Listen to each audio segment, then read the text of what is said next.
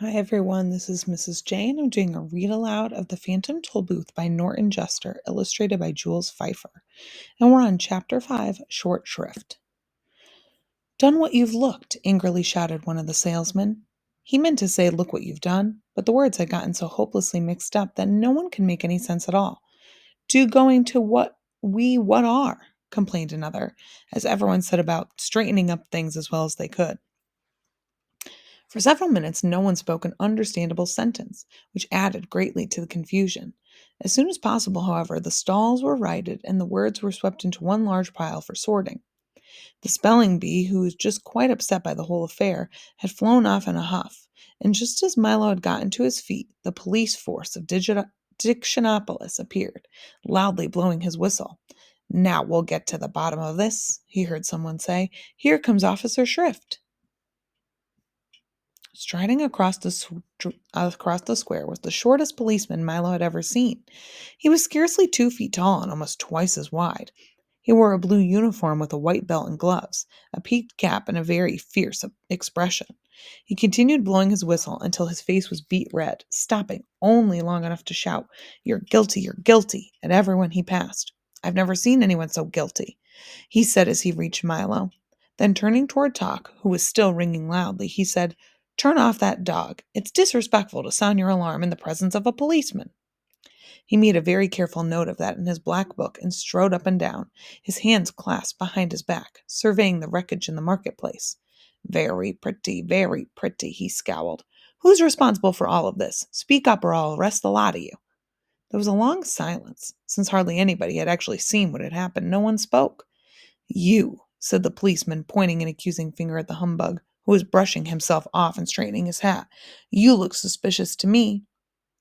The startled humbug dropped his cane and nervously replied, let me assure you, sir, on my honor as a gentleman, I was merely an innocent bystander, minding my own business, enjoying the stimulating sights of sounds of the world of commerce, when this young lad— Aha! Interrupted Officer Shrift, making another note in his little book, just as I thought. Boys are the cause of everything. Pardon me, insisted the humbug, but I in no way meant to imply that— Silence, thundered the policeman, pulling himself up to full height and glaring menacingly at the terrified bug. And now, he continued, speaking to Milo, where were you on the night of July 27th? What does that have to do with it? Asked Milo. It was my birthday, that's what, said the policeman as he entered, forgot my birthday, in his little book. Boys always forget other people's birthdays. You have committed the following crimes, he continued. Having a dog with an unauthorized alarm, sowing confusion, upsetting the apple cart, wreaking havoc, and mincing words. Now see here, growled Talk angrily, and illegal barking, he added, frowning at the watchdog. It's against the law to bark without using the barking meter. Are you ready to be sentenced? Only a judge can sentence you, Milo said, who remembered reading that in one of his school books. Good point, replied the policeman, taking off his cap and putting on a long black robe. I am also the judge. Now would you like a long or short sentence? A short one, if you please, said Milo. Good, the judge said, rapping his gavel 3 times. I always have trouble remembering the long ones. How about I am? That's the shortest sentence I know. Everyone agreed that it was a very fair sentence, and the judge continued, there will also be a small additional penalty of 6 million years in prison. Case closed, he pronounced, rapping his gavel again. Come with me. I'll take you to the dungeon. Only a jailer can put you in prison, offered Milo, quoting the same book. Good point, said the judge, removing his robe and taking out a large bunch of keys. I'm also the jailer. And then with that, he led them away. Keep your chin up, shouted the humbug. Maybe they'll take 1 million years off for good behavior. The heavy prison door swung back slowly, and Milo and Talk followed Officer Shrift down a long, dark corridor, lit by only the occasional flickering of a candle. Watch the steps, advised the policeman as they started down a steep, circular staircase. The air was dank and musty, like the smell of wet blankets, and the massive stone walls were slimy to the touch. Down and down they went until they arrived at another door even heavier and stronger than the first one. A cobweb brushed across Milo's face, and he shuddered. You'll find it quite pleasant here, chuckled the policeman, as he slid the bolt back and pushed the door open with a screech and a squeak. Not much company, but you can always chat with the witch. The witch? Trembled Milo. Yeah, she's been here for a long time, he said, starting down another long corridor. In a few more minutes, they had gone through 3 doors, across a narrow footbridge, down 2 more corridors, and another stairway, and stood firm finally at the front of the small cell door. This is it, said the policeman. All the comforts of home. The door opened and then shut, and Milo and Tuck found themselves in a high vaulted cell with 2 tiny windows halfway up the wall. See you in 6 million years, said Officer Shrift, and the sound of his footsteps grew fainter and fainter until he wasn't heard at all. It looks serious, doesn't it, Tuck? Milo said very sadly. It certainly does, the dog replied, sniffing around to see what their new quarters were like. I don't know what we're going to do for all that time. We don't even have a checker set or a box of crayons. Don't worry, growled Tuck, raising his one paw assuringly. Something will turn up. Here, wind me up, will you please? I'm beginning to run down. You know something, Tuck, he said, as he wound up the dog. You can get in a lot of trouble for mixing up words, or just not knowing how to spell them. If we ever get out of here, I'm going to make sure I learn all about them. A very commendable ambition, young man, a small voice said from across the cell. Milo looked up, very surprised, and noticed that for the first time, in the half light of the room, a pleasant looking old lady quietly knitting and rocking. Hello, he said. How do you do? She replied. You'd better be careful, Milo advised. I understand there's a witch somewhere in here. I am she, the lady answered casually, and pulled a shawl a little closer around her shoulders.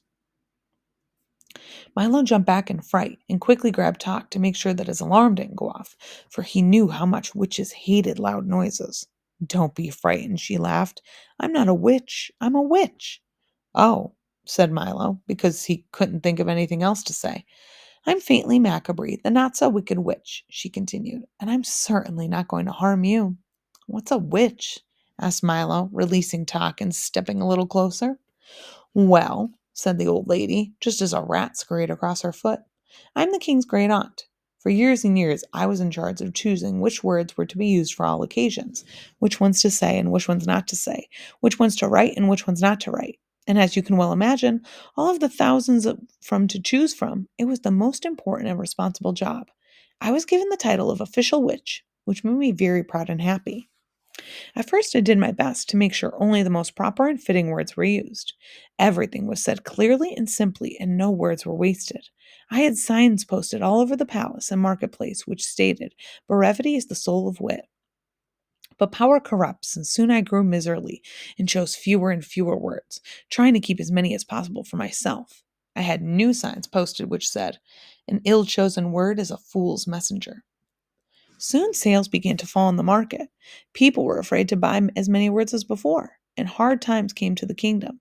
But still, I grew more and more miserly. Soon there were so few words to choose from that hardly anything could be said, and even casual conversation became difficult. Again, I had new signs posted which said, Speak fitly or be silent wisely. And then finally, I had even those replaced by ones that simply read, Silence is golden. All talking stopped. No words were sold. The marketplace closed down and people grew poor and disconsolate. When the king saw what had happened, he became furious and had me cast into this dungeon where you see me now, an older and wiser woman.